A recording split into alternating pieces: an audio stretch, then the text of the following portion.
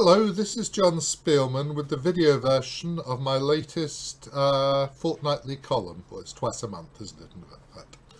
So, the last time, the previous column was on October the 3rd, which was the day after a birthday of mine, my 65th, and I wrote about codgerdom and somewhat self-indulgently looked at some of my own games when I was a sproglet. Or a sprog anyway, a child. And so I said at the time, well, the kids nowadays are so much stronger than we were then, and that I'd maybe look at some stuff from today's kids.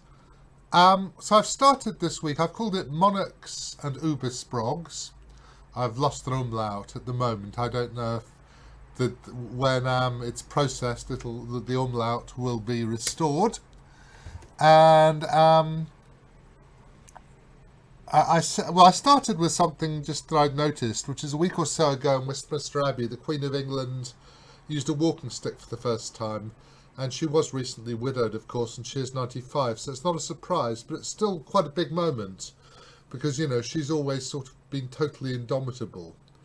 And then I segued beautifully to Queens and Kings of Chess. So I talked about Yu Wenjun, I don't know how she should be pronounced properly, and how she's the women's world champion, but she's not really very dominant. She's the world number 4, and the ones ahead of her are Judith Polgar doesn't play anymore, but of course she's the strongest woman player ever, Howe Fan, who hardly plays, and Aleksandra Goryachkina, who's been playing just recently in the super final of the Russian Championship for the first time. I think she's the first woman ever to get to it. And she's been, she won a game in round 2. Who did she beat? It says down here who she beat. She beat Alexander Matilev, and then she lost to Kirill Alexienko. And as I'm doing this, it's Saturday actually, the Saturday before the column, she's drawn the rest of her games, often from a position of strength. And I mentioned that when you go to a new level, when I first played in Hastings, I was 21 and I was 2395 rated. She's 23 and 2600, just over. When I played in my first Hastings, I won 1, lost 1 to Gingiashvili, Roman Gingiashvili, who won the tournament, and I drew 13. Of course, tournaments were tournaments in those days. There were 15 rounds. And I was easing myself into the tournament, proving to myself that I could survive at this level. Because once you know you can survive at a level, then you know that you can fight. And that's one way of doing it. It accorded with my character, which was I was slightly surprised. When I was a kid, I was always surprised how badly everybody else played chess. I mean, me too. You know, I thought, okay, I'm good among sprogs. But I didn't use the word sprog at that point, of course. And one day I'll find people who can play chess and they'll crush me, they'll kill me. And then to my surprise, I discovered that actually... well, they didn't seem to exist, or not many of them. And eventually, when I became one of the world's top players for a little while, I mean, I was rated 4th at one point, but I was really in the top 10, I suppose. I discovered that there were a few people who really could play chess. So I would say Kasparov, Karpov, and Ivanchuk, especially Ivanchuk, though he was never world champion, really, really could play chess. And they played better than me. And there were lots of other people who played a bit better. Well, Mishatal, of course, when I played him, he had a feeling for chess which was unbelievable. But, I mean, there weren't many who were a class above me, really, but there were a few. Right.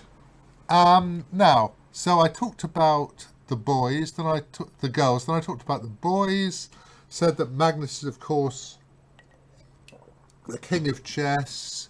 And I think he'll remain so after the Newpo match, though we'll see. I think he's about 60-40 or something, but no more. And then I looked at FIDE's October. I said, well, if Newpo doesn't beat him, it's up to the next generation. So I looked at the FIDE's October junior list, which I can actually stick up here. It'll take me a moment. This is last week's column. I was just seeing if there are any comments. Let's go to the World Chess Federation. And we go to ratings and top 100 juniors. So there's Aleksandra Goryachkina. Now French, he's 2770, he's world number 9 at the moment, I gather, and he's made it already to being a world-class player.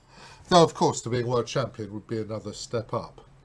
Then we got Andrey Esipenko, who's 2720, and then we got lots of boys in the 2600s, starting with Nihal Sarin and Nodbirek Abdusatorov.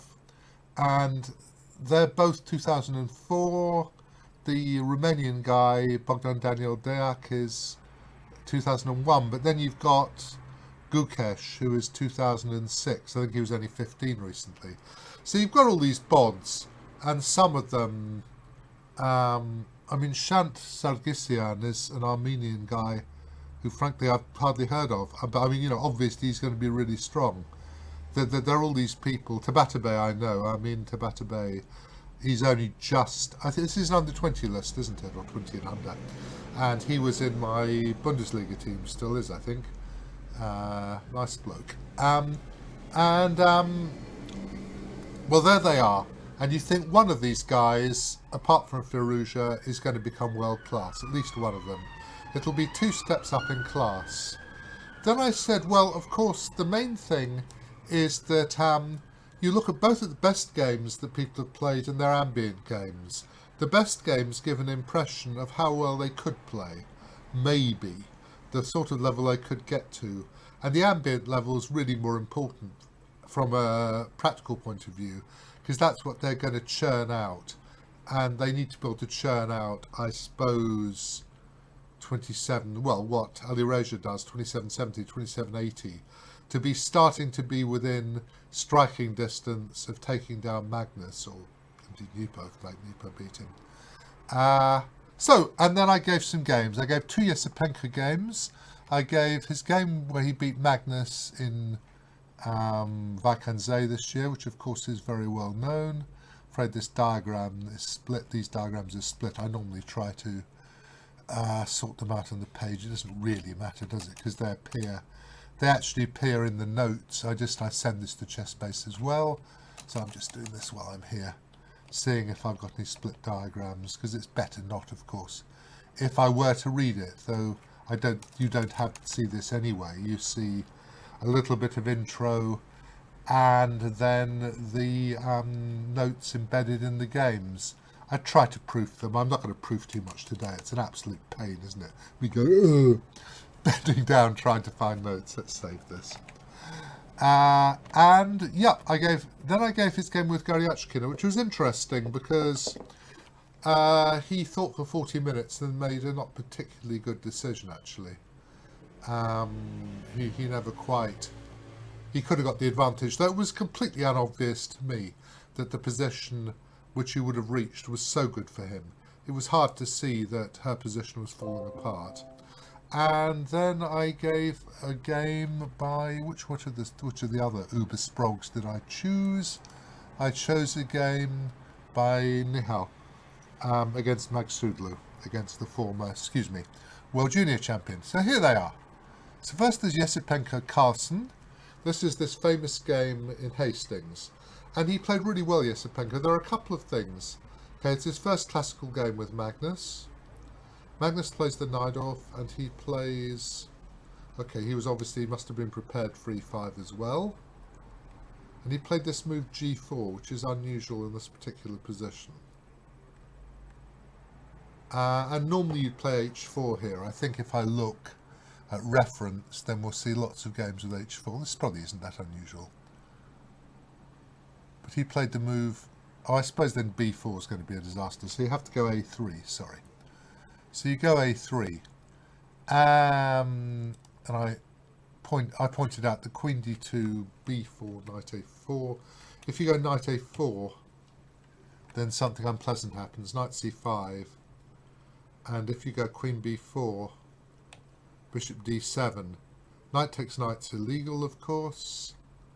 Knight takes knight, pawn takes knight, queen b7, pawn takes knight is completely winning for black. So you have to play knight c3 or b3. Knight b6 loses to a5, and knight c3 basically loses to d5, which is horrible because of the discovery. So the only move you can play is b3, which is fairly disgusting, and this position already is very okay for black. With a beautiful knight on c5. And how good it is I don't know, but clearly it's a very, very pliable position. Right, so they play he plays a3. I mean, if you're going to do this, there's an enormous temptation to nick this pawn, of course. Queen d2. And I said at the time, I annotated this at the time, and I've taken my old annotations and basically added a little bit. I found two previous games, one of which was the great Vasily Ivanchuk beating the crap out of somebody. Who did he beat? Absolutely slaughtered Nagy.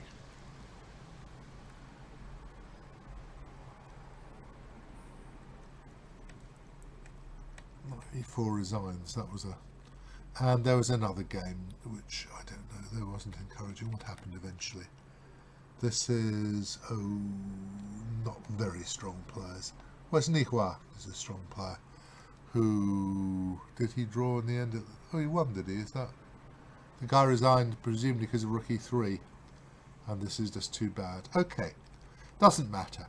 So Magnus took, and then he played queen h4, which is probably a mistake, because he loses a tempo later. And I said, gave some line, doesn't really matter. And said, well, all right. And this position, white has compensation. I think if I turn on the great engine of West Hampstead, where I live, then Houdini itself is going to say plus equals or something. Let's turn Houdini off. It's better doing it without an engine, isn't it? So they played some moves. And what happened is that Magnus played the natural move knight c6, which may be the right move anyway. If you go knight c5, b4, this is pretty grim, I think. Big attack. I don't know how that's going. Castles h4, knight c6 with a dangerous attack. And after knight c6, your man Esipenko played a really nice combination.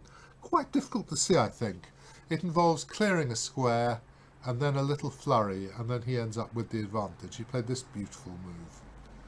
Pawn takes, queen c3, regaining the material. Nothing to be done, has to castle. So white has the advantage. He's got his pawn back, and black is weak on the queen side.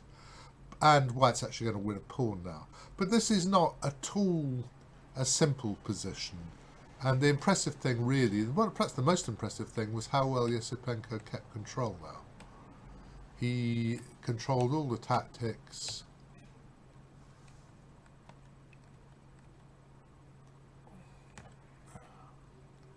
I suppose black could play rook a4. If queen f6, I assume he would have gone queen takes rook. And I assume that's the point. You go queen takes rook. And pawn takes rook. I should have had that variation here. And the d pawn's too strong. We'll win. The d pawn will win the knight, at least, actually. Right. So, they played some more moves. Played really well. Rook to there's a good move, I think. Bishop b5 takes queen a8 with the advantage. And, as I said, it's really impressive. Okay, rook to there, queen to there. Okay, he's threatening rook b3 check. That's not difficult to see. Rook a8 was a good move. He just kept control really well. And here Magnus resigned, because you can give the odd check, but nothing interesting. And no, he played rook c5, sorry, rook c1, queen takes pawn, check, king g7.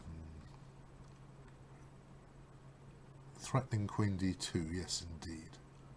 What? Is that some stupid comment? It is threatening queen d2, d7. d7, queen, yeah. Queen d4 check, for instance, is winning. Lots of wins. Okay, and black can make a few checks, but of course they wouldn't be enough. This was Castle's first loss. At Vike, what have I got Vike? Twice on this note. I don't need it twice, do I? At Vike since 2017, and only his sixth in 177 games. A very impressive game by Esipenko, who caught Castle in the opening, sprang a nice trap. Let's correct that. I know I'm doing what I said I wouldn't do, but we'll correct that. Sprang a nice trap, and then, no less important, kept full control as Carson tried to activate his famous swindle mode. Right, that's the first game. Second game, less impressive by Esipenko, is just this game last week in the Russian Championship. What did I say? This was played a few days ago at the Russian Championship Super Final in Ubersprogs, shows Esipenko at a more ambient level against Goryachkina. Yeah.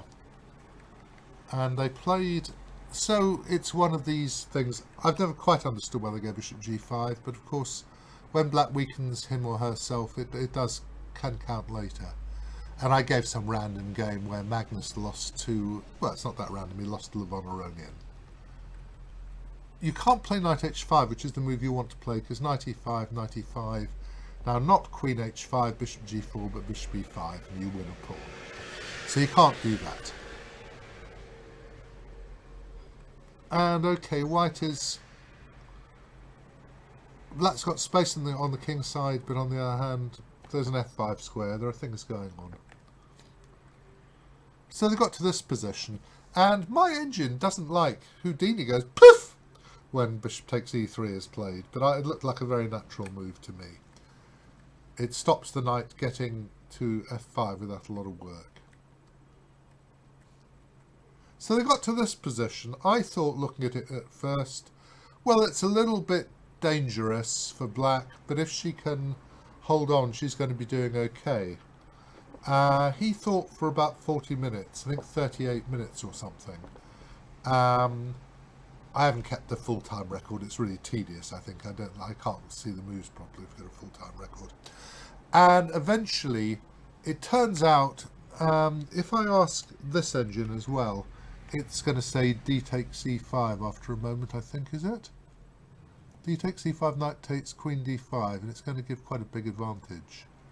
It likes it. It likes queen d3 actually as well. D takes e5 is very hard. I'm interested. This is a different engine. I was using Stockfish actually to start with in a different website. It was not a particularly good version. I'm going to add this. Queen d3. Houdini gives this as plus minus. Right, okay. But he did this one, which is less good because he got a pair of rooks off, and if nothing bad happens...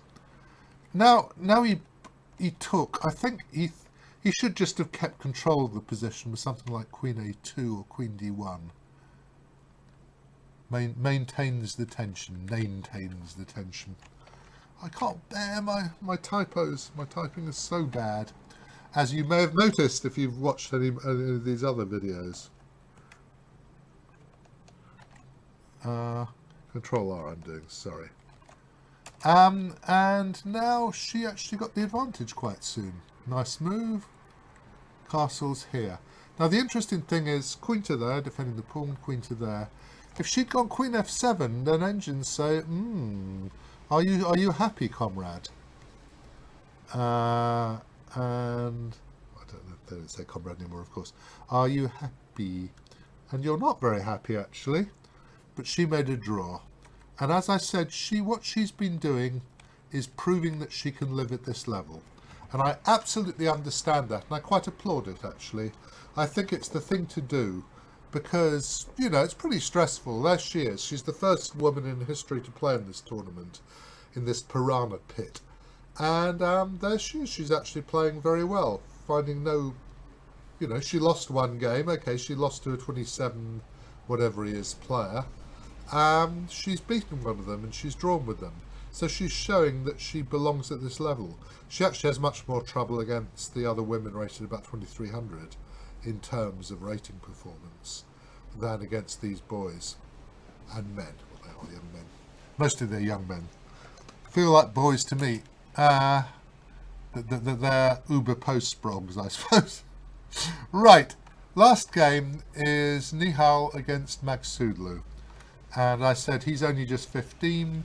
When I had a look, he'd lost a lot of games to people rated over 2700, basically because he was playing them when he was about 12 or 13. So what the hell do you expect? Even if he's rated 26 something and a Grand Master, he's still going to get beaten up quite a lot. But I did find a nice win against the former World Junior Champion. Interesting game. We'll turn him around, have him as black. So this is a... Okay, it transposes to a Tarash. He went knight f6. They normally go knight c6. Knight f6 is a bit odd, because now you get this pin. Now, I would say this is a dream, really. I understand that if e3, black's going to play c4 and pretend it's okay. I'm not sure it is very okay with the bishop outside the pawn chain, but that's what black's going to do. Magsudlu tried to exploit this immediately.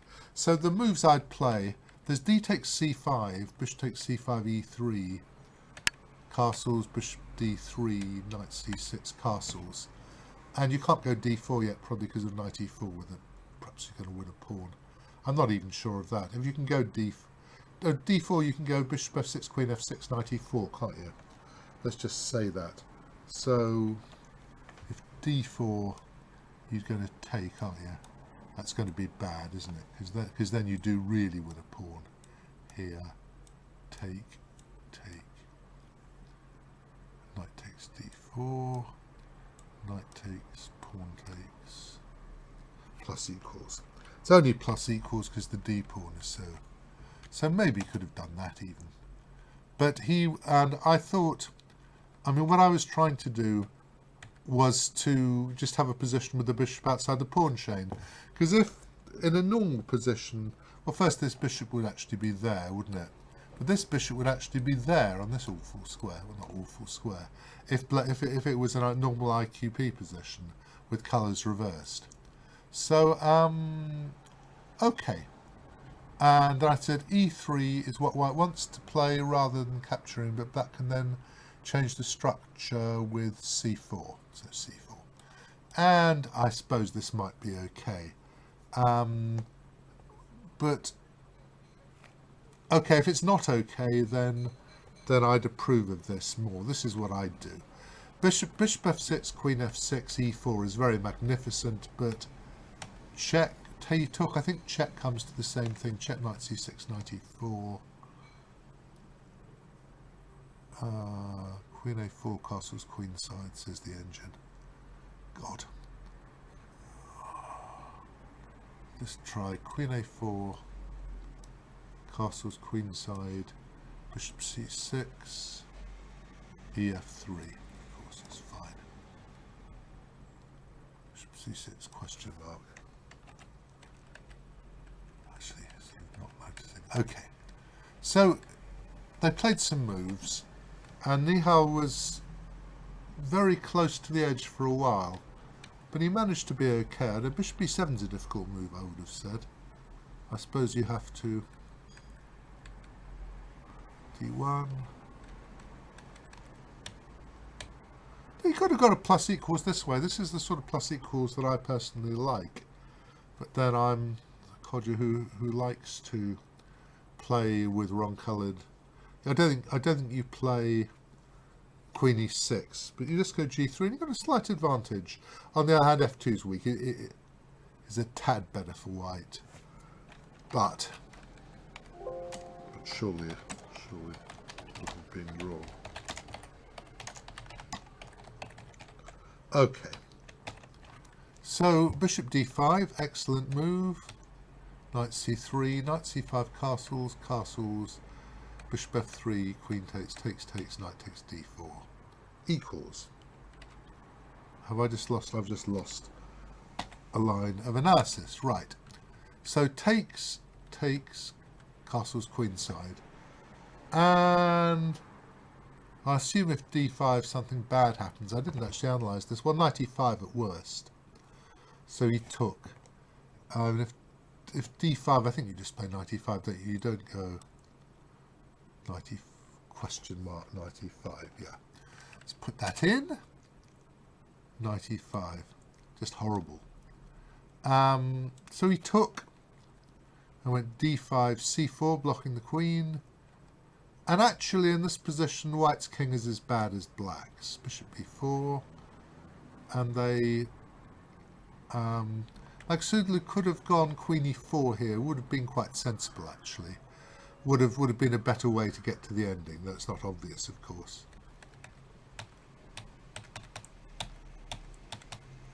This should be about equal, I think. So they got to this ending. And black's better because his rook's more active, and I mean, I think it should be a draw with best play. Perhaps Aleksandra was trying to win still. It's quite possible. Probably not. His king is a little bit bad. It's a problem. I don't... And... Well, he won't... And... and I've said with the more... I've made some rather silly statement. With a more active rook, black is better. That remains extremely messy. What a wonderful comment. Could one day get a computer to write a comment? At least it might, that said that. To there, to there. I think rook d7 would have been a good idea, because basically you should be able to take enough things to make a draw. Then it's saying equals plus minus. I mean, what I do in a rook ending like this is I keep the engine on, basically just to give me an idea, because it can calculate the lines, and then I look and just see what I think. And it looks unclear to me. I mean, I can't tell. Glancing at this, I don't know what's going on, really. It's hard to tell. But if it says equals plus, then okay. Now this is very dangerous, because basically if the white king was anywhere sensible, then it'd be all right if you could stop the pawns, stop the c-pawn. But with the king in the back rank, the king and these pawns are really dangerous. Hello, pussycat. One of my pussycats has come to talk to me. Right. And it turns out that this is winning. You're winning by a tempo. If you go king e1, and black wins by a tempo. Huge tempo. So you can't do that. So you have to let the rook get there, and now you're stopping the pawns. King, that's an excellent move, just getting the king in. So now white can't advance the pawns, so he basically has to, if he does nothing, black's just going to win, so he has to do this. Hello, pussycat. I don't think the people can see you, can they? I don't know if people can see you. You can come and talk to me while we're doing this. And he resigned. Because, well, pawn's got a queen in it. And you can go rook over, pawn to the 7th. Well, let's do some moves. Rook over, pawn to the 7th, pawn to the 7th. And let's just have a queen, shall we? That's the easiest way to do it. Pawn equals queen. Actually, in this position, you can go rook checks. So you can go rook checks and then pawn equals queen. Presumably, that's winning. This is not so clear, actually. Check. Here, pawn equals queen, because you managed to block. Probably this is winning. Engine says mate in a few moves. Let's go back. Take back, because I want to promote that. So I'm going to go here. And I'm going to promote variation. Right. And so, but also after rook to there, a2, e7, You can go here if you want. Is better actually. Because let's promote that variation and then you don't have to do anything. So he goes back. Well, you can give check first, it doesn't matter. Here, here, here, pawn equals queen, and then you have the skewer. Right, so that was quite a good game, I thought, by Nihal. I thought he played rather a provocative opening, played the middle game rather well, and outplayed Magsudlu in the ending as well, showing just what a strong player he is. Okay, so we've looked at a couple of the ubersprogs, and there are many, many more ubersprogs. If you want me to look at some more soon, maybe next time, then please tell me of any others you'd like me to look at the games of. I hope you've enjoyed this. I'm just going to see that we are recording. Can you see my pussycat? Can you see her tail? You can see her tail if I push it up. There we are. Right. And I'll see you in a fortnight, won't I? Or will it be 3 weeks? Actually, there's going to be October the 31st, isn't there? So if we look, it will actually be on the 7th of November, presumably. That seems plausible. Okay, I hope you've enjoyed this. I have. And I'll see you all on November the 7th. And now I'm bending down